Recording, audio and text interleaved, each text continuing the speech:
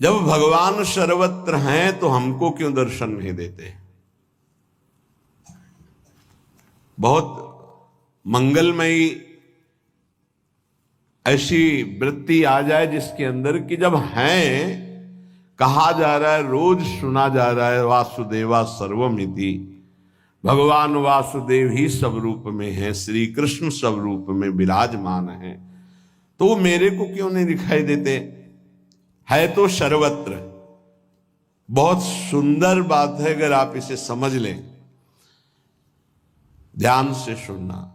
भगवान ने जो ये श्लोक कहा, ये यथा माम प्रपद्यन्ते तास तथैव भजाम्यहम् मम वर्तमान वर्तन्ते मनुष्या पार्थ सर्वशः।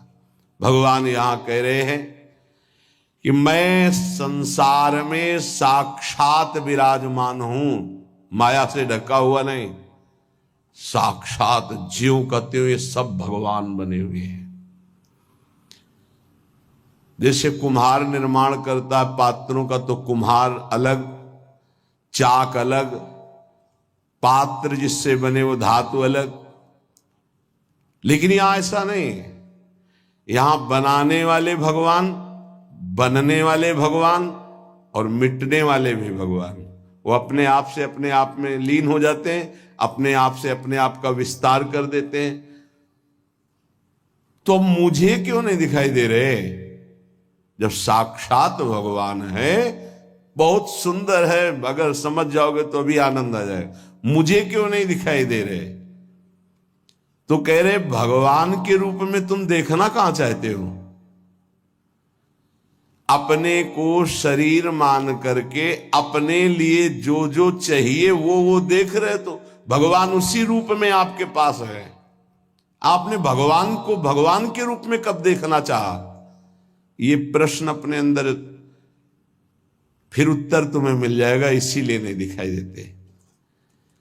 सर्वत्र भगवान है तो मुझे क्यों नहीं दिखाई दे रहे?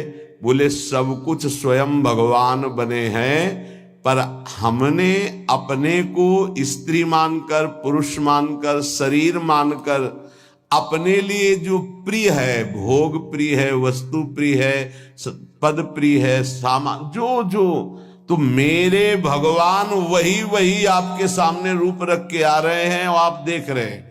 मुझे घड़ी की आवश्यकता है, तो ये घड़ी साक्षात श्री कृष्ण है, न ये पहले थी न बाद में रहेगी, वर्तमान में वही है जो पहले थे और बाद में रहेंगे, बीच में भी वही है, पक्का। उनकी दर्शन वृत्ति तुम्हारे अंदर नहीं है, तुम्हारे अंदर है वस्तु, व्यक्ति, स्थान के रूप की, सानिध्य की। तो तुम्हारे पास जो जो वस्तु, व्यक्ति, स्थान है, वो स्वयं श्री कृष्ण बने हुए हैं। पर तुमने कभी श्री कृष्ण नहीं माना, तुमने पत्नी माना, पति माना, पुत्र माना, वस्तु माना, पदार्थ माना, घर माना, दृश्य माना, इसीलिए भगवान तुम्हारे नेत्रों में रहते हुए भी दिखाई नहीं दे रहे। हम भगवान के द्वारा विस्तृत किए हुए अपने स्वरूप को, भगवान ने अपने स्वरूप को, हम उसे नहीं देखना चाहते, हम अपनी चाह वाली वस्तु चाहते हैं। जो चाह करोगे हरि उसी रूप में आपको। जैसे आप जब किसी महापुरुष का प्रभाव सुनते हैं तो लगता है ऐसा कैसे हो सकता है, तो आपको बताएं, ये सब कुछ भगवान बने हुए, जे ही तन्मय होकर वो सोचता है, जितनी तन्मय, कि अब इसकी जगह ये होना चाहिए, तो भगवान ये था माम प्रपद्यन्ते तास तथैव भजाम्यहम्। भगवान उसी समय उसी रूप का त्याग करके वो रूप धारण कर लेते जो वो संकल्प किया। अब आपको दिखाई दे रहा है अभी तो माइक रखा था और अभी यहां अमुक वस्तु आ गई, ये तो बड़ा चमत्कार। ये चमत्कार नहीं है, ये तन्मयता है। आप में कौन सी सिद्धि है, लेकिन आप जो चाह रहे हैं भगवान वही रूप रख रहे हैं। बहुत सुंदर बात है, ये शायद आप समझ पाए। जैसे बालक खिलौना चाहता है तो माता पिता यद्यपि उसे गोद में बैठालना चाहते हैं, पर हटकर उसे खिलौना दे देते हैं। ऐसे ही परम दयालु भगवान यद्यपि अपने को प्रदान करने के लिए तुम्हें मानव जन्म दिया, पर तुम्हें खिलौना चाहिए विविध प्रकार के खेल खेलने के लिए, तो उन्हीं खिलौनों के रूप में श्री भगवान आ जाते हैं। हे, आज तुम जिनसे जो बर्ताव कर रहे हो सीधे भगवान से कर रहे हो, किसी और से नहीं कर रहे। अगर हमारे अंदर चाह मिट जाए तो भगवान कभी भी भोग और वस्तु के रूप में तुम्हारे सामने नहीं, बनावटी रूप नहीं धारण करेंगे, सच्चिदानंद रूप से प्रकाशित हो जाएंगे। गोस्वामी जी ने इसी बात को दोहे में कहा, जाहि न चाहिए कबहू कछु तुम सन सहज स्नेह, बसहु निरंतर तासु उर शोरावुर निज गेह। जिसे कभी कुछ नहीं चाहिए उसके हृदय में निरंतर भगवान का वास होता है, गुप्त रूप से नहीं, प्रकट रूप से। तो जिधर देखता है उसे जड़ चेतन जग जीव जत सकल राम मैं जाने। भगवान बड़े कृपालु हैं। जो भगवान पर श्रद्धा रखते हैं वो तो कृपा का अनुभव करते हैं, पर जो भगवान की निंदा करते हैं भगवान उन पर वैसे ही कृपा करते हैं जैसे श्रद्धा रखने वाले पर कृपा करते हैं। जीव का दुर्भाग्य है कि वो भगवान के आकर्षण से रहित होकर के भोगों के आकर्षण में है। तो भगवान भोग रूप बन करके हैं, क्योंकि जब वासुदेवा सर्वम सिद्धांत है वैसे परम सत्य सिद्धांत, वासना वासुदेवस्य वासितम भुवनत्रयम् सर्वभूत निवासोस्मि वासुदेव नमोस्तुते। जीव का दुर्भाग्य है कि वो इच्छा कर रहा है, अगर इच्छा भोगों की त्याग दे तो अभी सब भगवान ही भगवान बने हुए ये अनुभव में आ जाए, सच्ची बात, और वो जीवन मुक्त हो जाए। भगवान में आकर्षण भगवत भाव से हो जाए तो यही भगवान बने हुए अनुभव में आ जाएगा।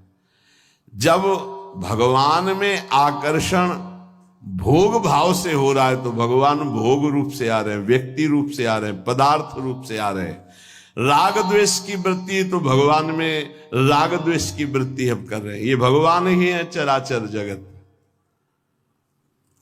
जब भक्त भगवान की तन्मयता में भूल जाता है सब कुछ, तो भगवान सब कुछ भूल करके वैसा ही प्यार उससे करते हैं। जैसे विदुरानी जी भगवान के आकर्षण में भूल गई तो भगवान भी विदुरानी के प्रेम आकर्षण में भूल गए। विदुरानी जी छिलका खवा रहे हैं, भगवान छिलका पा रहे हैं। ये यथा माम प्रपद्यन्ते तास तथैव भजाम्य हम।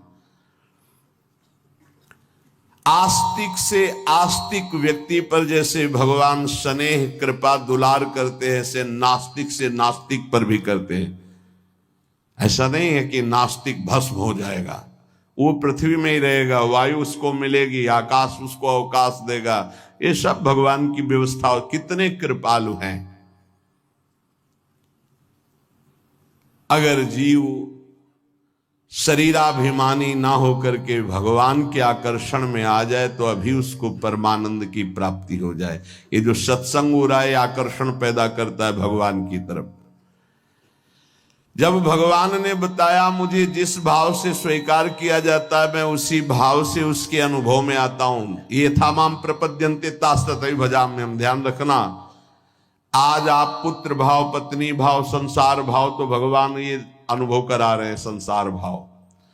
और अभी ये भाव अंदर से निकल जाए, भजन और सत्संग के प्रभाव से भगवत भाव आ जाए, तो तुम पत्नी में देखोगे मुस्कुराते हुए श्री कृष्ण, तुम पुत्र में देखोगे मुस्कुराते हुए श्री कृष्ण। जैसे नामदेव जी ने कुत्ते में देखा भगवान विट्ठल, भूत में देखा भगवान विट्ठल। तो ये क्यों ऐसे करुणा में भगवान का लोग आश्रय क्यों नहीं ले पा रहे? जब भगवान इतने कृपालु हैं कि नास्तिक से नास्तिक पर भी कृपा करते हैं, तो लोग भगवान का भजन क्यों नहीं करते? अनन्य क्यों नहीं हो जाते भगवान श्री कृष्ण के? निरंतर भगवान श्री कृष्ण की आराधना क्यों नहीं करते? क्यों भटक रहे हैं? जब इतने कृपालु भगवान हैं तो सब कोई क्यों नहीं भजन करता? तो भगवान उत्तर दे रहे स्वयं, कांक्षन्तः कर्मणां सिद्धिं यजन्त इहि देवताः क्षिप्रं हि मानुषे लोके सिद्धिर्भवति कर्मजः। ये चाह भटका रही है, ध्यान रखना। कांक्षंता, कामना, चाह। बस ध्यान दीजिए, परमार्थ भगवत स्वरूप, ब्रह्म स्वरूप माया। ब्रह्म स्वरूप माया के मार्ग में चल रहे हैं, इसकी पहचान चाह। एक शब्द में, अभी आप माया के मार्ग में हैं, पहचान चाह। किसकी?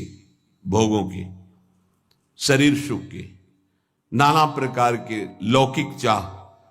तो आप माया पथ के पथिक हैं। कांक्षंता, आकांक्षा। परमार्थ का पथिक चाह, दोनों में चाह। चाह श्री भगवान के भजन की, चाह भगवान के दर्शन की, चाह संसार से मुक्त हो जाने की, चाह प्रिया प्रीतम की श्रीअंग सेवा की। दोनों में चाह है, ध्यान रखना।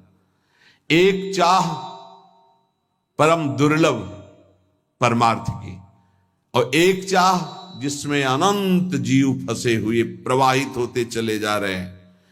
उसी के बाद भगवान कह रहे हैं कि मेरी शरण में क्यों नहीं हो पाता?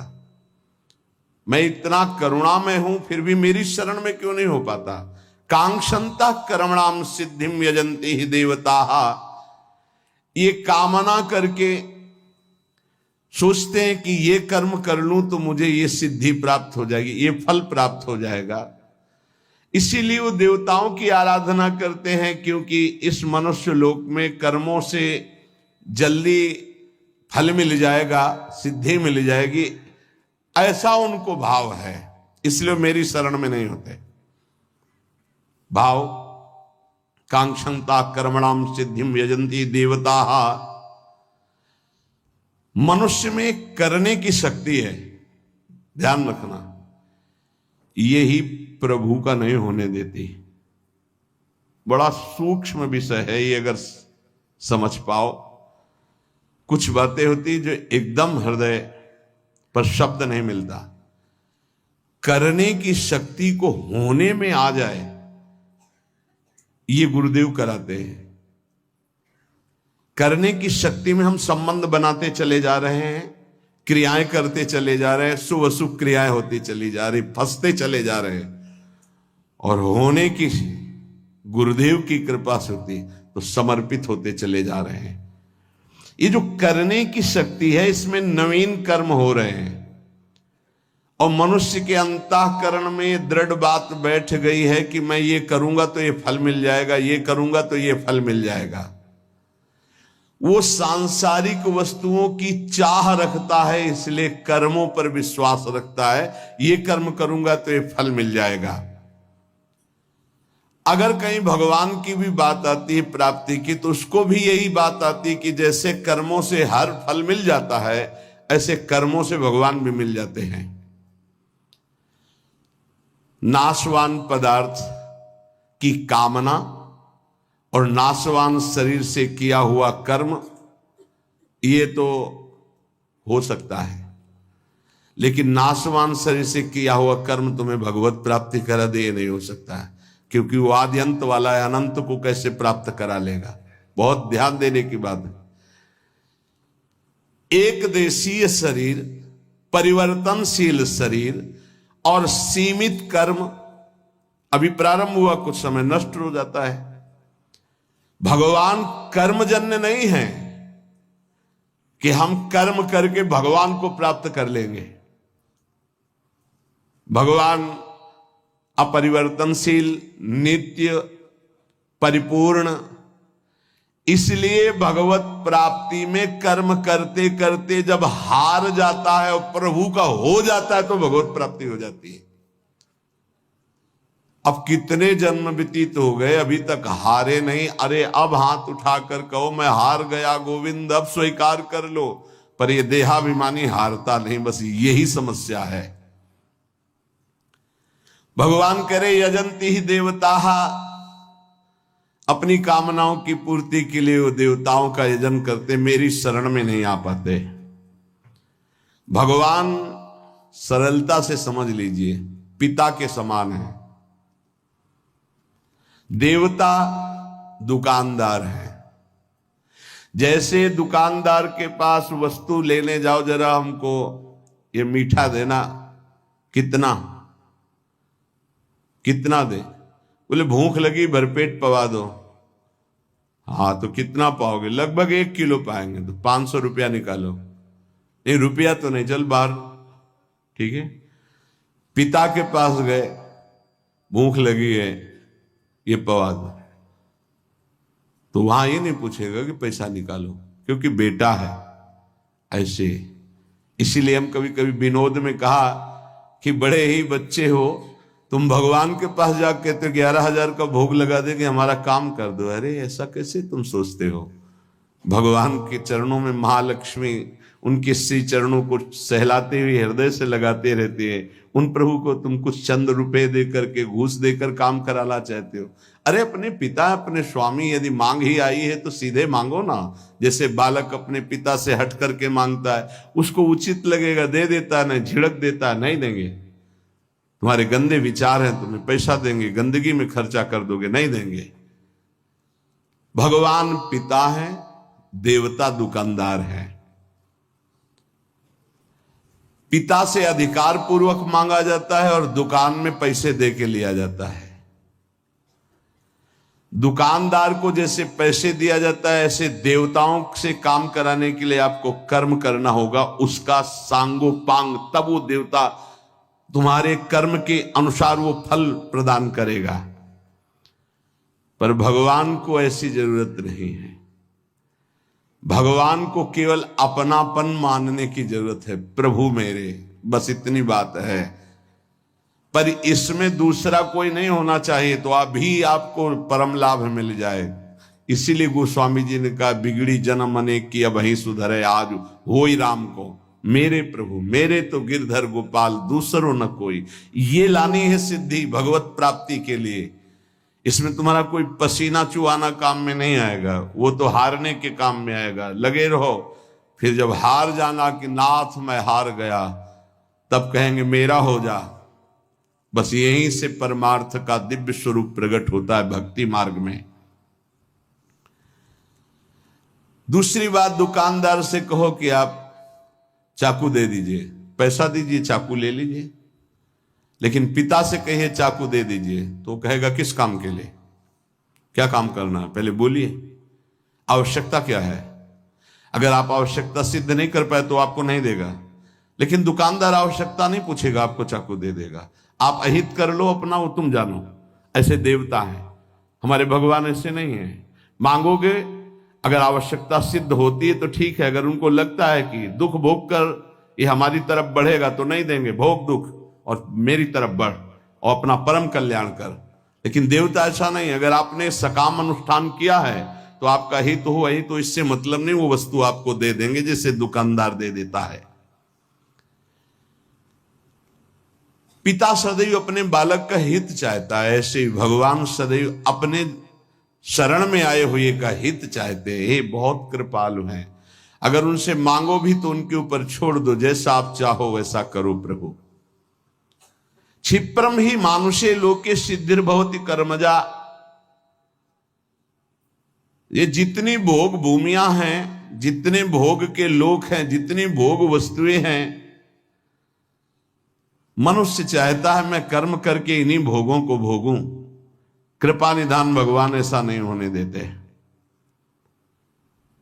तुम्हें मनुष्य शरीर मिला है मेरी प्राप्ति के लिए, जीवन मुक्त होने के लिए, तुम फिर फंसने वाली बात मांगते हो।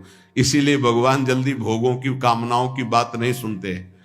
तो लोग क्या करते हैं, भगवान का आश्रय न लेकर देवताओं का आश्रय ले लेते, क्योंकि उनको इससे कोई मतलब नहीं कि तुम्हारा कल्याण होगा कि नहीं होगा। उसके अनुष्ठान करो और वो तुम्हें फल प्रदान कर देगा। कर्म संगिषु जायते, इन सबके दिमाग में बैठ गया कि ये करूंगा तो इससे ये फल प्राप्त होगा। और उस फल को भोगूंगा, मैं सुखी हो जाऊंगा, ऐसा नहीं होता है। चाहे जितना आपको वैभव मिल जाए, चाहे जो पद मिल जाए, सुखी नहीं हो सकते। सुखी तभी होगे जब मन को सच्चिदानंद में लगा दोगे। इसके अलावा और कोई सुख का उपाय नहीं है। ये कई बार चर्चा में हो चुका है। मन विश्राम तभी पाएगा जब सच्चिदानंद प्रभु में जुड़ेगा। ये प्रकृति में कभी विश्राम प्राप्त ही नहीं कर सकता। तो ये जो लोग कर्मों के द्वारा प्राप्त होने वाले फल, देवताओं की आराधना के द्वारा प्राप्त होने वाले नाशवान फल हैं, ये इसी में आसक्त रहते हैं, भगवान की तरफ नहीं बढ़ते हैं। भगवान ने कहा कि यदि कर्म ही करना है तो अपनी जो धर्म सीमा के अंतर्गत है वो कर्म करो, मेरे को समर्पित कर दो, तो इससे भी तुम्हारा कल्याण हो जाएगा। चातुर्वर्णम मया सृष्टम गुणकर्म विभागशः तस्य कर्तारमपि माम विद्य कर्तारमव्ययम् न माम कर्माणि लिम्पन्ति न मे कर्म फले स्पृहा इति माम योभिजानाति कर्मभिर न सबध्यते। भगवान कह रहे मेरे द्वारा ये चारों वर्ण की व्यवस्था की गई है। पूर्व जन्म के कर्मानुसार मैं इन चारों वर्णों में जन्म देता हूं। ये मेरे द्वारा की गई व्यवस्था है। कलयुग में नहीं चलेगी, कलिकाल इसे भंग कर देगा, छीण कर देगा। युग धर्म का प्रभाव होता है। चारों वर्णों की रचना मेरे द्वारा की गई है। पूर्व जन्म के तप, भजन, साधन, कर्म के अनुसार उसका जन्म वर्ण व्यवस्था में होता है। सृष्टि का रचनाकार आदिकर्ता मैं हूं, क्योंकि मेरे से ब्रह्मा और ब्रह्मा से मनुष्य रूपा आदि सब सृष्टि का विस्तार, तो आदिकर्ता मैं हूं। मैंने रचा है ये चार वर्ण। मुझ अविनाशी परमेश्वर को इन सब का प्रादुर्भाव करने वाला होने पर भी अकर्ता ही जान। कारण कि कर्म फल में मेरी कोई आसक्ति नहीं है। मुझे कभी कोई कर्म बांध नहीं सकता है। इस प्रकार जो तत्व से मुझे जान लेता है वो कर्मों में कभी नहीं बंधता है। ये पूर्व जन्म के कर्म के अनुसार वर्ण में प्रादुर्भाव होता है जीव का। सतोगुण, रजोगुण, तमोगुण, इन तीनों गुणों से ही पूरी सृष्टि रची गई है। तो इन गुणों की प्रवृत्ति के अनुसार कर्म बनते हैं। तो जिसकी बहुत सात्विक प्रवृत्ति भगवत आराधना पूर्व में हुई वो प्रथम वर्ण में, जिसकी रजोगुण सतोगुण मिश्रित वृत्तियां हुई वो द्वितीय वर्ण में, जिसकी रज अधिक और तम मिश्रित वो तृतीय वर्ण में, और जिसकी तममयी वृत्ति वो चतुर्थ वर्ण में। मेरे द्वारा रची गई है कर्म के अनुसार, पूर्व जन्म के तप साधन के अनुसार। अगर कोई अपने धर्म के अनुसार बर्ताव करे, पूर्व में महान बड़े बड़े भागवत हुए, अपने धर्मों को नहीं छोड़ा, अपने धर्म के अनुसार उन्होंने सिद्धि प्राप्त की है। अब कलिकाल का ऐसा प्रभाव बढ़ता चला जा रहा है कि धर्म की व्यवस्थाएं हैं सब भंग होती चली जा रही हैं। ये सनातन है, ये सनातन पद्धति है, पुरातन पद्धति है धर्म व्यवस्था। उसको अन्य भाव में ना ले जाए, दुष्ट भाव में ना ले जाए, बड़े पवित्र भाव है। श्री भगवान कह रहे हैं कि इस विभाग को मैंने कर्म के अनुसार किया है। अगर छोटा भाई बड़े भाई के चरणों में झुकता है तो एक प्रियता होती है, वो एक मर्यादा का पालन कर रहा है, ना कि बड़ा भाई इतना महान हो गया कि छोटा झुक रहा है।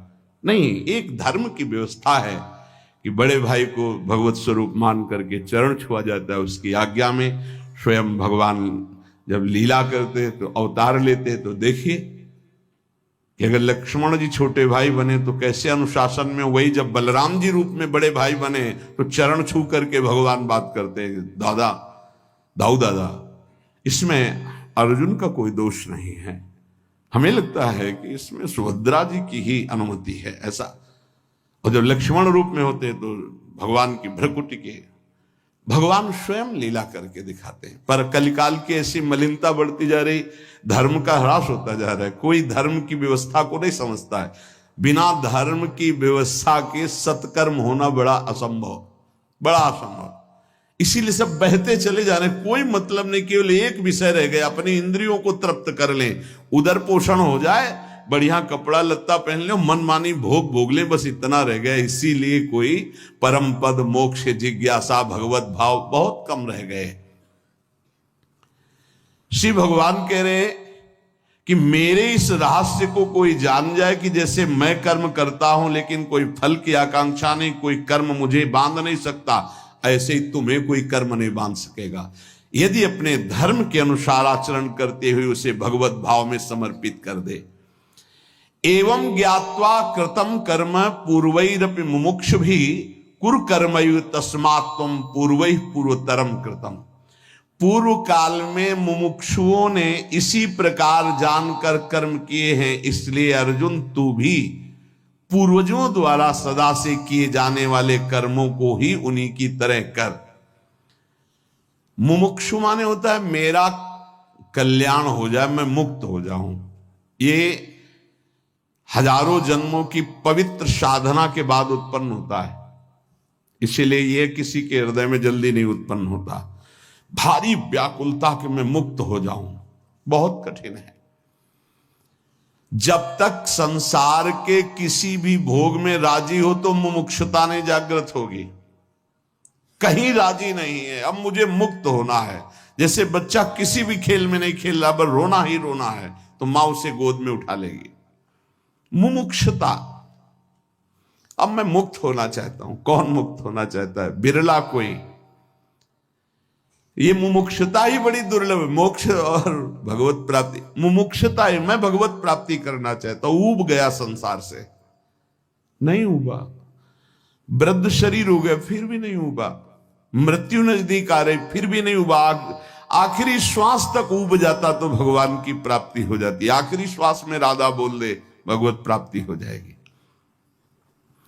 अभी रास्ते में एक श्लोक लिखा, किसी विज्ञ ने दिखाया, ऐसे लिखा, भगवान शिव पार्वती जी से कहते हैं, जो राधा राधा कह के पूजन करता है, राधा राधा कह के दंडवत करता है। अभी दिखाया था श्लोक, बोले छोटी सी पूजा वस्तु है, राधा राधा कह के बहुत बड़ी हो गई, हरि उससे प्रसन्न हो गए।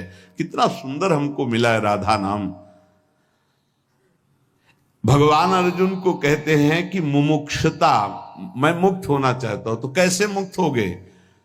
तो कहते जो तुम्हारे बड़े महापुरुष जिस मार्ग में गए उसी में चलना। पूर्वज माने बड़े महापुरुष जो गए हैं, महाजनों गतेन सपंथा, महापुरुष इसमें गए। आज सब अपने नए पंथ का निर्माण हो रहा है, पहले ऐसा नहीं होता था। जिस मार्ग में गुरुजन जा रहे हैं उन्हीं के पद चिन्हों पर चलना। मनमानी, आज मनमानी अधिक मात्रा में, कोई महापुरुष बिरला ही आचार्य परंपरा की महिमा को लेकर के चलते हैं, नहीं तो अपने मन के अनुसार कभी परमार्थ नहीं होता। परमार्थ के अनुसार मन बनाया जाता है। सिद्ध बनने के लिए सिद्धों के अनुसार चलना होता है, तब सिद्ध होता है। यहां मनमानी अधिक हो रहा है, गुरुमानी शास्त्रमानी बहुत कम। अपने कर्तव्यों का जो हमारे पूर्वजों ने, महापुरुषों ने किया, वैसे करोगे तो आप मुक्त हो जाओगे, आपका कल्याण हो जाएगा। अन्यथा बंधन ही है। आप कर रहे हो मुक्त होने के लिए, लेकिन मनमानी तो वो बंधन ही है। जैसे पीछे भगवान ने उदाहरण किया था जनकादि आदि का, विवस्वान का नाम लिया, मनु का, इक्ष्वाकु आदि का। भगवान कह रहे हैं मुमुक्ष को, जो संसार से मुक्त होना चाहता है, बहुत ध्यान देने का विषय कह रहे हैं, उसे महापुरुषों का अनुगमन करना चाहिए जो आचार्य परंपरा से है।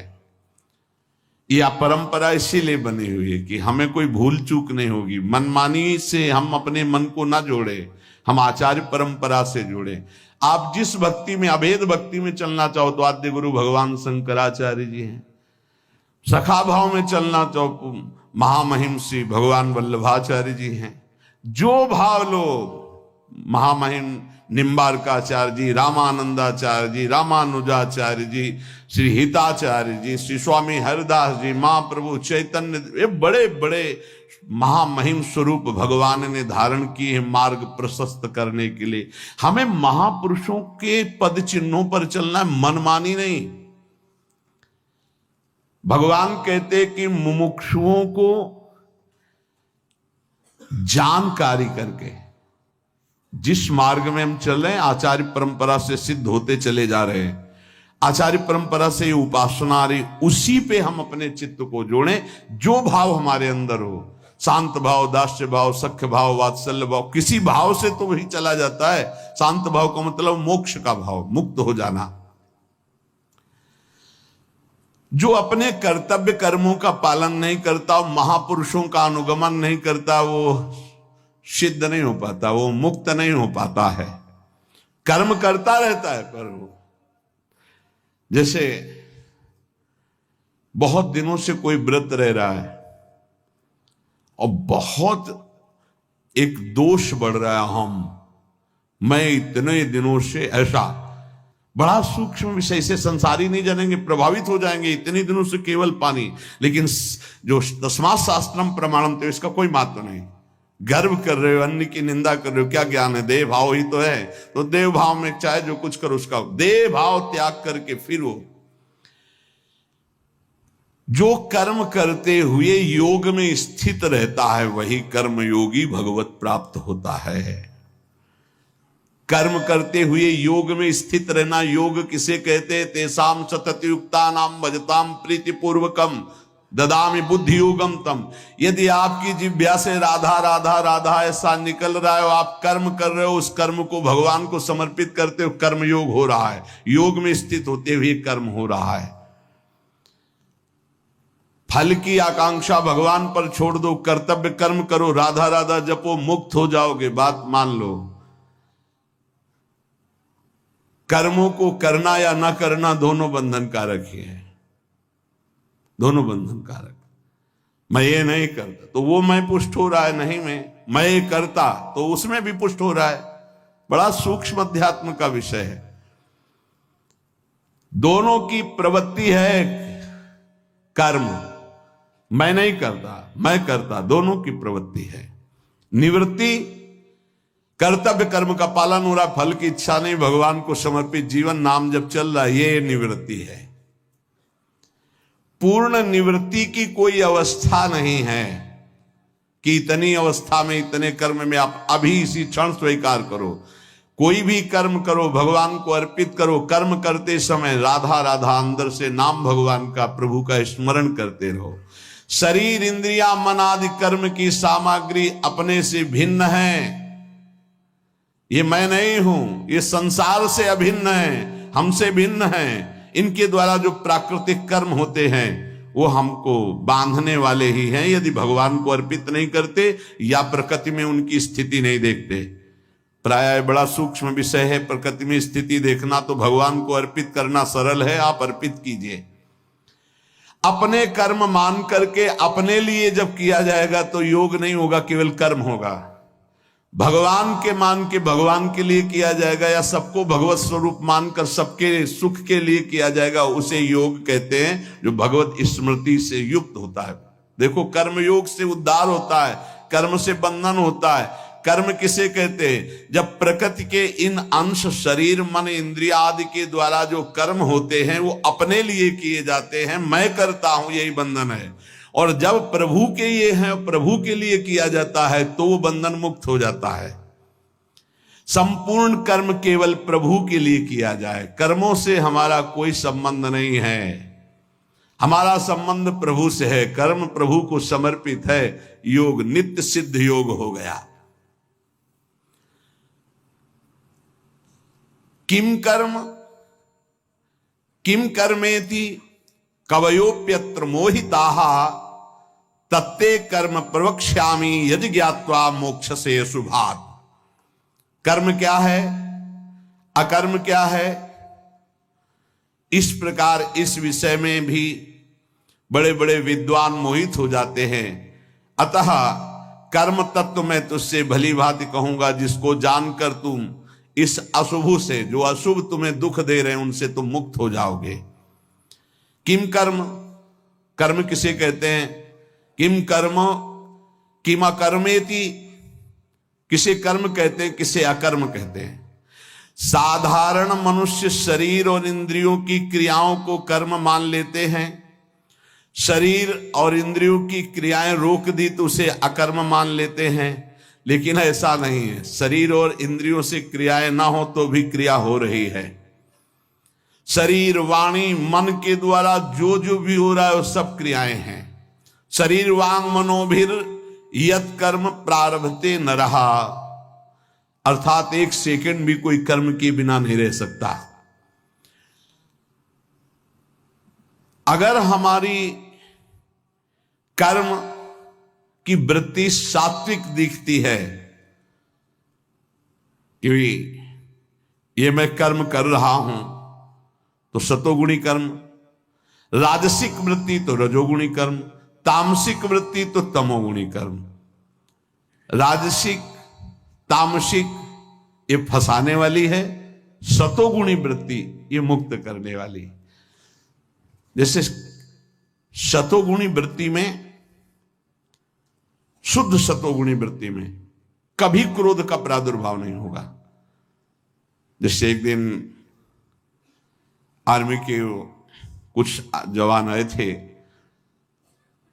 तो खान पान के विषय, जैसी परिस्थिति हो उस परिस्थिति में रहकर भगवत स्मृति करते हुए राष्ट्र सेवा करो। हमारे आंतरिक लक्ष्य में था प्याज लहसुन, क्योंकि हम संसार का तो, कि अगर कहीं ऐसी परिस्थिति है कि आपको प्याज लहसुन युक्त भोजन मिल रहा है, आप चाहते हो मैं सात्विक भोजन करूं, तो आपके अंदर रज और तम की पूर्ण वृत्ति बनी है, त्रिगुणातीत नहीं हो गए हो। शतोगुणी भोजन की व्यवस्था का तात्पर्य बहुत ऊंची होती है। धर्म के द्वारा कमाया हुआ सात्विक पात्रों में, सात्विक रसोई में, सात्विक वृत्ति के द्वारा भगवत चिंतन करते हुए बनाया हुआ, फिर उसे भगवत अर्पित कर, अब सतोगुणी भोजन हुआ। भाव कहने का कि आपकी कैसी भी परिस्थिति में यदि नाम चल रहा है और राष्ट्र सेवा का भाव है, तो इन छोटी बातों से आपका भाव बिगड़ने वाला नहीं। दूसरी बात जैसे कही थी कि जैसे मूंग की दाल है, रोटी है, बड़े सात्विक वृत्ति से बना गया है, तो आपके अंदर क्रोध का प्रादुर्भाव नहीं होगा। तो कहा जाता है कि जैसे बहुत से सतोगुणी जन देखे गए, उनमें क्रोध आता है, तो उस समय रजोगुण होता है, उनमें रजोगुण होता है। रज का तात्पर्य होता है काम, काम का मतलब होता है कामना, कामना का मतलब होता है मैं चाहता हूं ऐसा होना चाहिए, नहीं हुआ तो उसमें क्रोध आ जाएगा। मैं चाहता हूं कि ये होना चाहिए, जब उसमें बाधा पड़ेगी तो क्रोध आ जाएगा। तो इसमें राग, और राग रजोगुण, रजोगुण आ गया, चिंतन मात्र से रजोगुण आ गया। जैसे कोई किसी देवी की उपासना कर रहा है, उपासना शब्द बड़ा सात्विक है, परंतु कर्ता कामना की सिद्धि के लिए सांसारिक कामना करते, तो कामना करते ही वो राजसिक वृत्ति हो गई। अब वही राजसिक वृत्ति तामसिक वृत्ति होने में देर नहीं लगेगी यदि कुसंग हो जाए। बोले देवी प्रसन्न करने के लिए अमुक वस्तु, तामसिक वृत्ति उसके अंदर बढ़ती चली जा रही है। अब वो ये नहीं समझ पा रहा है कि मां है, मां को किसी अपने संतान की बलि से कभी प्रसन्नता नहीं होती।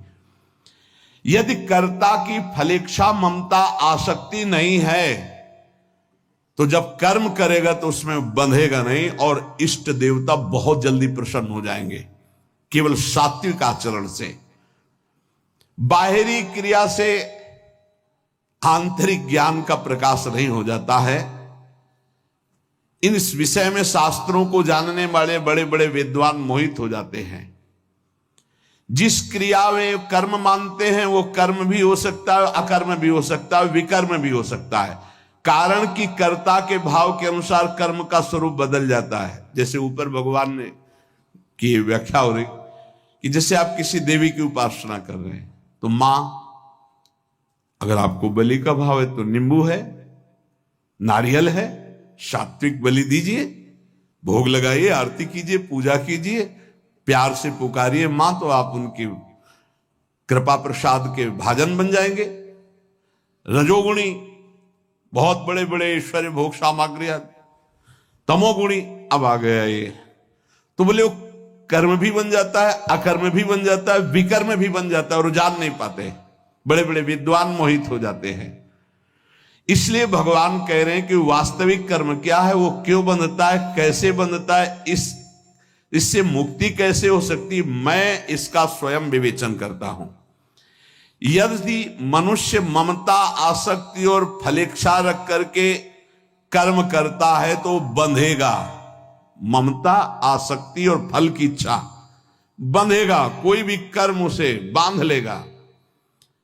यदि ममता, आसक्ति, फलेच्छा का त्याग कर दे सत्संग के द्वारा प्राप्त विवेक से, तो कर्म करता हुआ भी कर्म में नहीं बंधेगा। जैसे भगवान कह रहे हैं कि मुझे कुछ नहीं चाहिए, मुझे कुछ प्राप्त करना है क्या, फिर भी मैं धर्म पूर्वक कार्य करता हूं। जब भगवान अवतार लेते तो कर्म करता हूं, वो कर्म भगवान को नहीं बांधता, क्योंकि कर्ता भाव नहीं, फलेच्छा नहीं, ममता नहीं। यदि ममता, आसक्ति और फलेच्छा नहीं है तो कर्म करते हुए भी कर्म नहीं हो रहा है, नहीं बंध रहा है। जैसे एक बार उदाहरण में बताया था कि दुर्वासा ऋषि के दर्शन करने गोपियां गई, ढेर सारा पुआ, पूड़ी, कचौड़ी, खीर लेके गई और उनको पवाया तो सब पा गए। इसके बाद जब वापस के तो कहा, प्रभु आई थी हम यमुना जी में, बाढ़ थी, तो प्रभु ने कहा था मैं अखंड ब्रह्मचारी हूं, तो मार्ग दे देना, दे दिया, अब आप कैसे वापस आपके यहां से जाए। तो उनका कह देना दुर्वासा ने अपनी जीभ में दूब के रस के सिवा कुछ ना रखा हो तो मार्ग दे दे। उनका अभी तुम खीर पुआ सब पवाए हैं आपको, आपने पाया है, पर ये क्या दूब के रस के सिवा जबान में नहीं रखा। ऐसा जाके यमुना जी से बोली, मार्ग मिल गया, प्रभु से बात की कि ऐसा क्या। तब यही बात, फलेच्छा, ममता, आसक्ति रहित, भोक्ता करता भाव रहित, तो मनो प्रसाद पा गए। और शपथ पूर्वक कहा कि दुर्वासा ने अपनी जबान पे दूब के रस के सिवा कुछ नहीं रखा हो तो मार्ग दे दीजिए। ये कर्ता भाव लीन है प्रभु में, कोई फलेच्छा नहीं, तो कोई उसका पा गए, लेकिन पाते हुए भी नहीं पाए। यदि कर्ता निर्लिप्त है तो कर्म उसे फंसा नहीं सकता। हर कर्म बंधन मुक्त करने वाला होता है। अगर कर्ता लिप्त है तो ना करे तो भी फंसता है, क्योंकि चिंतन हो रहा है अंदर से। किम कर्मेति, कर्म दो प्रकार के बताए, कर्म और अकर्म। कर्ता भाव से, लिप्त भाव से, फलेच्छा से जो किया जाता है वो कर्म। कर्ता भाव, लिप्त भाव, फलेच्छा का भाव त्याग करके जो किया जाता है वो अकर्म। अकर्म माने कोई फल नहीं देगा, कोई बंधन नहीं होगा। कर्म से जीव बंधता है और अकर्म से जीव मुक्त होता है। कर्मों का त्याग करना अकर्म नहीं है। भगवान ने मोह पूर्वक किए गए कर्मों के त्याग को तामस बताया है। शारीरिक कष्ट के भय से किए गए कर्मों के त्याग को राजस बताया है। तामस और राजस त्याग में कर्मों का स्वरूप से त्याग होने पर भी कर्मों का संबंध और कर्ता भाव का त्याग नहीं होता है। कर्मों में फलेच्छा और आसक्ति का त्याग कर देना है सात्विक त्याग है। इसी से भगवत प्राप्ति होती है, इसी से मोक्ष पद प्राप्त होता है। फिर हम तुमको सारांश में बता रहे सबका, जो कर्म करो वो शास्त्र सम्मत हो, धर्मयुक्त हो। ये सत्संग के द्वारा जानकारी कर लीजिए कि मेरा क्या धर्म है, मेरा क्या कर्तव्य है, और उसे भगवान को अर्पित कर दो। नाम स्मरण करो। पूरा जानने की तुम्हारी क्षमता अगर नहीं कि कर्म क्या है, अकर्म क्या है, विकर्म क्या है, ये सब ठीक हो जाएगा। नाम चल रहा है, धर्म पूर्वक कार्य कर रहे हो, ज्ञान का प्रकाश होता जाएगा, मुक्त होते जाओगे। पर अगर नाम नहीं चल रहा और कर्म पे कर्म, जैसे लोग कहते हैं हम तो कर्म करते हैं भजन नहीं करते, तो कर्म का बंधन है। चाहे सतोगुणी कर्म हो, रजोगुणी कर्म हो, तमोगुणी कर्म हो, रहोगे प्रकृति राज्य में ही, क्योंकि तीनों गुण प्रकृति के ही हैं। परमात्मा राज्य में थोड़ी प्रवेश पा जाओगे, तो जन्म मरण से थोड़ी मुक्त हो जाओगे। इसलिए कवयोप्यत्र मोहिताः, साधारण मनुष्यों की बात क्या, बड़े बड़े विद्वान भी इसमें मोहित हो जाते हैं। शास्त्रों के ज्ञाता भी इस विषय में भूल कर देते। कर्म और अकर्म का तत्व जानने में उनकी बुद्धि चकरा जाती है। सारे कर्म अकर्म हो जाएं तो मुक्त हो जाओ। कैसे हो जाएंगे? दो प्रकार। एक तो ज्ञान के द्वारा ये समझ करके कि ये कर्म सामग्री मन बुद्धि इंद्रिय आदि मैं नहीं हूं, ये प्रकृति के हैं, प्रकृति के द्वारा प्रकृति की ही क्रियाएं हो रही, गुणानुगुण वर्तनते, मैं करता नहीं हूं, मैं फल भोगता नहीं हूं। ये बहुत ऊंची बात है, ये नहीं आएगी समझ में जल्दी सबके। एक बात तो बिल्कुल समझ में आ रही, ये सब कुछ श्री भगवान का है। श्री भगवान की आज्ञा का पालन करने के लिए कर्म कर रहे हो, श्री भगवान को समर्पित कर देते हो, राधा राधा। समझ में आ रही?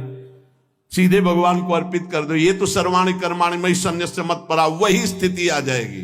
तुम्हारा कोई भी कर्म तुम्हें बांध नहीं पाएगा, क्योंकि भगवद अर्पित हो गया। आगे इसका भी वर्णन आता है, भगवान वर्णन करते हैं।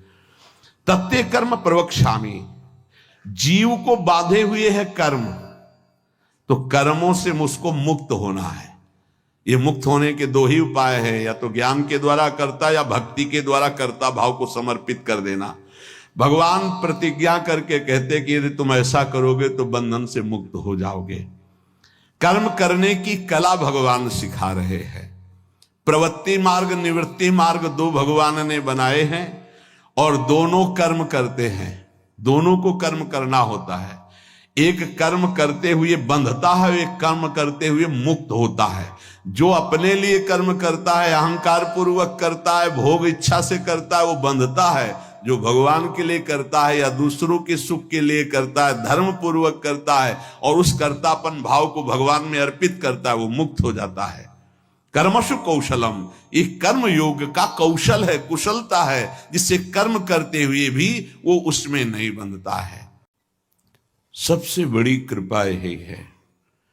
बड़े बड़े भगवत प्रेमी महापुरुषों ने अपने हृदय की अनुभव की बात कही कि यदि श्री भगवान तुम्हें सत्संग दे दे और तुम्हारी ये समझ में आ जाए कि नाम जप करना हमारे जीवन का परम लाभ है, तो फिर ये समझ लो कि भगवान के पास इससे कीमती वस्तु नहीं है जो आपको दे दे।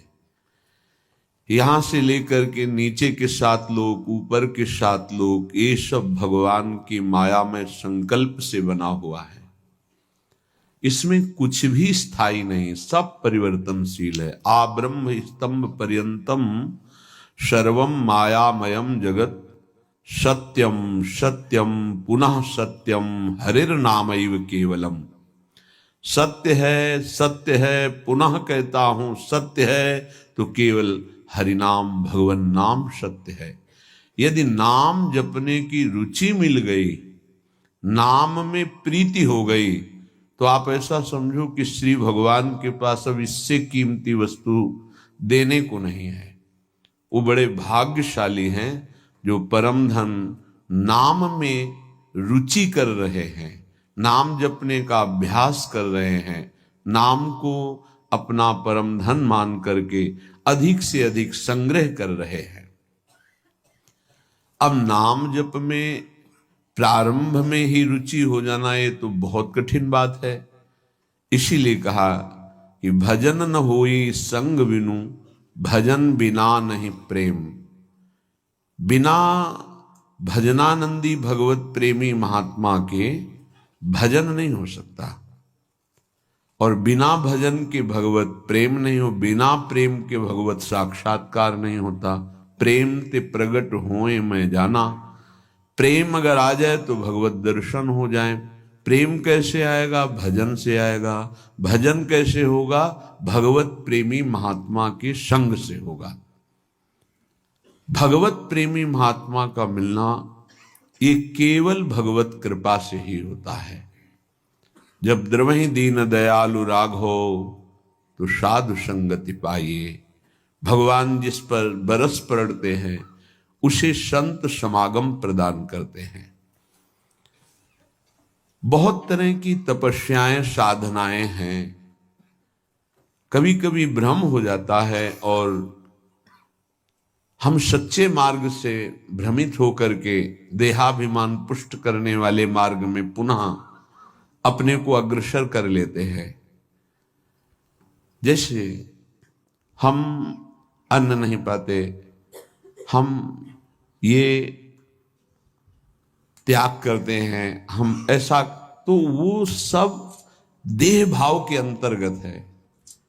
जो प्रेम है या भगवत तत्व है वो इन सब बातों का महत्व नहीं करता। आपका भगवत चिंतन कितना बनता है, आपका देह भाव कितना छूटा है, आपका जगत चिंतन कितना छूटा है, ये खास बात होती है। अध्यात्म को बिना किसी अध्यात्म सिद्ध महापुरुष के नहीं जाना जा सकता। साधारण धर्म को बिना धर्मात्मा के नहीं जाना जा सकता, फिर असाधारण महान भागवत धर्म के ऊपर विराजमान प्रेम धर्म, इसको कैसे जाना जा सकता है। इसीलिए रे मन रसकन संग बिन रंच न उपजय प्रेम। रसिक महापुरुषों के संग के बिना भगवत नाम में प्रेम, रूप में प्रेम, धाम में प्रेम, लीला में प्रेम असंभव है। मात संगस्तु दुर्लभ हो, यदि मिल गया है महापुरुषों का संग तो अब चूकिएगा नहीं। इसी जन्म में हम भगवत प्राप्ति करेंगे। ये भगवत प्राप्ति में सबसे बड़ी बाधा क्या है? हमारा मन के साथ हमारी दोस्ती। स्पष्ट समझ लीजिए, ये बहुत चिंतन करके अपने जीवन में फिर आपको बता रहे हैं। भगवत प्राप्ति में सबसे बड़ी बाधा क्या है? हमारा मन का स्वरूप संकल्प विकल्प करके भोगों में फंसाना। मन से हमारी इतनी घनी दोस्ती हो गई है जन्म जन्मांतर से कि मन ने जो चाहा वो मेरी चाह है, यही बंधन है, यही बंधन, इसी को पकड़ना है। मन ने जो चाहा, मन चाहता क्या है? 5 ज्ञानेंद्रियों के द्वारा भोगे जाने वाले समस्त विषय, जितने त्रिभुवन में भोग हैं उन सबको 5 में स्थित कर दिया गया। शब्द, स्पर्श, रूप, रस, गंध, और 5 ज्ञानेंद्रियों के द्वारा इनको जाना जाता है, ज्ञान होता है इनका। और इन भोगों को भोगने के लिए मन संकल्प विकल्प बनाता है। मन को मैं मानकर, मन को अपना मानकर हमारी दुर्गति हो गई, हम बंधन से युक्त हो गए, दुख पर दुख भोगते चले जा रहे हैं। सुख की लालसा से सुख भोग क्रिया परिणाम भयानक दुख, इसका मूल मन को सुधारना केवल इसकी मित्रता को हटा देने से होगा, दूसरा कोई उपाय नहीं है। ये आप अच्छे से समझ लीजिए। मन को यदि सुधारना है तो इससे दोस्ती हटानी पड़ेगी। बहुत कठिन है इससे दोस्ती छोड़ना। ये जो चाहता है वही मेरी चाह है, ऐसा हमें भ्रम हो गया है। ये अशांत तो हम अशांत, ये शांत तो हम शांत, ये भोगों में तो हमें चाहिए भोग, मैं भोगता। बड़ा विचित्र ये बंधन हो गया है। अगर समझ पा रहे हो, मन की दोस्ती, मन में तन्मयता, मन में अपनापन, यही हमारी मन की गुलामी का मुख्य कारण है, यही बंधन है। जब तक हम मन से दोस्ती नहीं हटा देंगे, मन में तदात्मता जो हो गई उसे नहीं हटाएंगे, अपनापन जो हो गया उसको नहीं हटाएंगे, तब तक इस पर शासन नहीं कर पाएंगे। जब तक मन को अधीन नहीं कर पाएंगे तब तक भजन नहीं हो सकता।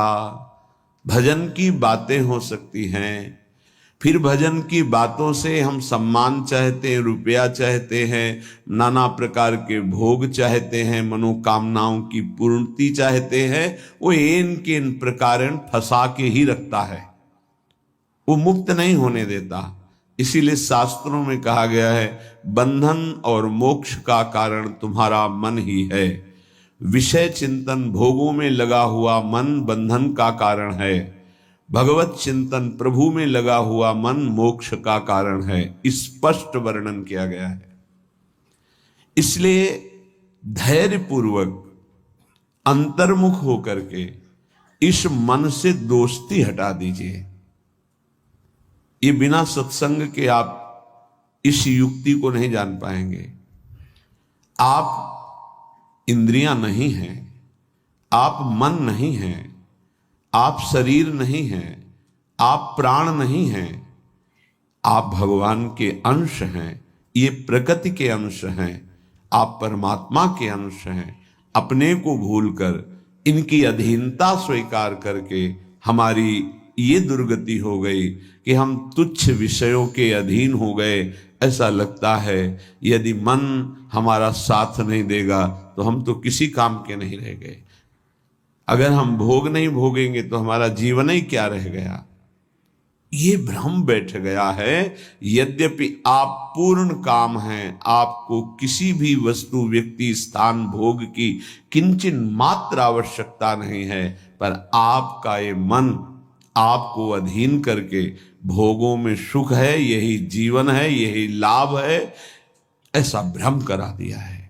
उसी भ्रम को दूर कराने के लिए श्री भगवान गुरुदेव के रूप से, शास्त्र रूप से, नाना प्रकार के धर्मार्थ कार्यों के रूप से, कि इससे मन पवित्र होगा। पवित्र मन निष्काम होता है, अपवित्र मन कामी होता है। जब तक मन पवित्र नहीं होगा तब तक प्रभु से प्रेम या प्रभु का तन्मयता पूर्वक भजन असंभव। निर्मल मन जन सो मोहि पावा। निर्मल मन प्रभु के नाम, प्रभु के धाम, प्रभु की लीला, प्रभु के रूप, इन्हीं से निर्मल होता है। संसार का नाम, संसार का रूप, संसार की जो त्रिगुणात्मका माया के द्वारा खेले जाना वाला खेल है, ये सब मलिन करने वाला है मन को, और हम इसी में लगाए हैं, इसीलिए हमारी दुर्दशा हो रही है। बिल्कुल सच्ची मानिए, ये हमारे इस समय शत्रु पक्ष का काम कर रहे हैं, मन और इंद्रियां। देखो, कई बार का ध्यान दीजिए, पैसा दे के ये जानते हैं कि इसमें जो नाटक हो रहा है वो बिल्कुल झूठा है।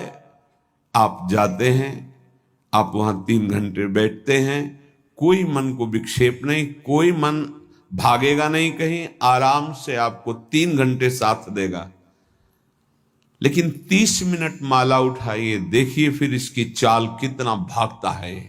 तो शत्रु हुआ या मित्र, गलत कार्य के लिए पूरा तन्मयता होकर साथ देगा, भगवत कार्य के लिए एकदम खिलाफ हो जाएगा। तो इसकी चाल को नहीं समझ रहे। हमारा मन हमारा दुश्मन है इस समय। इससे हमारी मित्रता का मतलब है बंधन, मित्रता का मतलब है सर्वनाश। बहुत बहुत सावधानी की जरूरत है। ये मन 5 मिनट ऐसी चेष्टा करा देगा, आजीवन कारावास। कुछ क्षण ऐसी चेष्टा करा देगा, फांसी की सजा। कुछ क्षण ऐसे पाप करा देगा, नहीं कोई जानेगा, तो अंदर से भयानक रोगों की उत्पत्ति, अशांति, हृदय का हर समय दाह युक्त होकर जलना, बहुत प्रकार से कष्ट ही कष्ट देने वाला है। दुख योनया, इससे दुख ही प्रकट होता है। इसलिए उपासक अपने आप को और मन को अलग करना सीखे। मन की मांग जो सही है वो पास कर दीजिए, जो गलत है उसको ना कर दीजिए, और बहुत जोर से ना कीजिए। नहीं नहीं नहीं, 1000 बार वो आपके सामने पेश करेगा, बड़ा सुख मिलेगा। नहीं, पर हम अंदर से कहीं ना कहीं टूट चुके हैं, हार चुके हैं।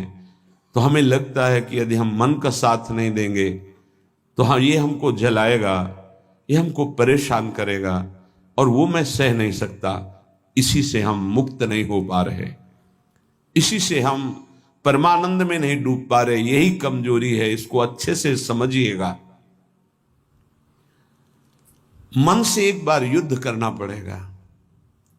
यदि इतना सत्संग के द्वारा हम विवेक प्राप्त कर लें कि ये मैं नहीं हूं मन, ये मेरा नहीं है मन, प्रकृति का अंश है, बस फिर तो आप लड़ सकते हैं।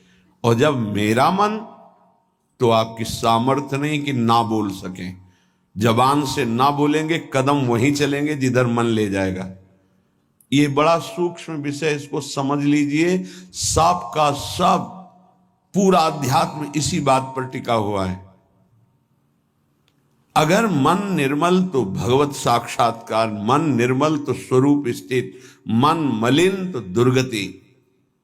सारी साधना का फल मन को शांत कर लेना, निर्मल कर लेना, मन को अपने शासन में ले आना। पर यह तभी होगा जब इससे दोस्ती हटाएं। यहां दोस्ती क्या, मन की मांग मतलब मेरी मांग, मेरी मांग मतलब अब पूर्ण ही होना चाहिए, कुछ भी हो। इसी से पापाचरण बनते हैं और मन मलिन हो जाता है, हम और मन के अधीन हो जाते हैं। वो हमें और ऐसी स्थिति ले आता है कि मेरे से कहां भजन साधन, और पूरा जीवन व्यर्थ हो जाता है। श्रीपाद प्रबोधानंद जी महाराज कहते हैं, जागर्ति दुंदभिरवः परमोत्र राधा वृंदावने वन इति प्रकटः पुराणे तस्या विधेयमसमूर्ध महानुरागमूर्तेस् तदंगनमपोहे हरिं क्व पश्येह। हे भाई, मेरी बात सुनो और जाग जाओ। ये मोह निद्रा में तुम सो करके अपने जीवन को नष्ट कर रहे हो। क्या सोना है? ये मेरी पत्नी, मेरा पुत्र, मेरा मकान, मेरी संपत्ति, और इतना एकत्रित कर लिया है, अब और आगे इतना एकत्रित करूंगा, ये भोग लिया है, आगे ये भोग लूंगा, ऐसा ऐसा। ये स्वप्न चल रहा है। मोह निशा सब सोवनिहारा, देखें स्वप्न अनेक प्रकारा। अब इस स्वप्न में इतना लंबा स्वप्न है कि हम ये जान ही नहीं पा रहे हैं कि हमको यहां से जाना है, कुछ नहीं ले जाना है। हम आए किस लिए हैं, कर क्या रहे हैं, करना क्या है, इसका समाधान ही नहीं हो पाया। बस चलता जा रहा है। दूसरे को दाह संस्कार करके शौकाता है, समझाता है दूसरों को, खुद नहीं समझता कि यही दशा मेरे शरीर की होने वाली है। फिर इसके बाद कोई नवीन शरीर मिलेगा जिसमें हम साधना नहीं कर सकते, जिसमें हम बंधन से मुक्त नहीं हो सकते। इसलिए जागो। प्रभु की प्राप्ति ही जगना है। जहां तुम्हारे हृदय में भाव आया कि मुझे इस जन्म में भगवत साक्षात्कार करना है, जीवन मुक्त होना है, जगना प्रारंभ हो गया। अगर ये चाह नहीं आई तो सो रहा है, चाहे कोई भी हो। 18 पुराण कंठस्थ हो, चारों वेद कंठस्थ हो, लेकिन लक्ष्य भगवत प्राप्ति नहीं है तो सोया हुआ है। जगा हुआ पुरुष वही माना जाता है। मोह का नाश होकर ज्ञान का प्रादुर्भाव हो जाना। होय विवेक मोह भ्रम भागा, तब सब विषय विलास विरागा। जगा हुआ पुरुष जिसके हृदय में बात आ गई है, मुझे स्वरूप स्थित होना है, भगवत प्रेम प्राप्त करना है, भगवान से मिलना है, पक्का इस जन्म में मिलना है भगवान से, ये बात आ गई, वो जगा हुआ पुरुष है।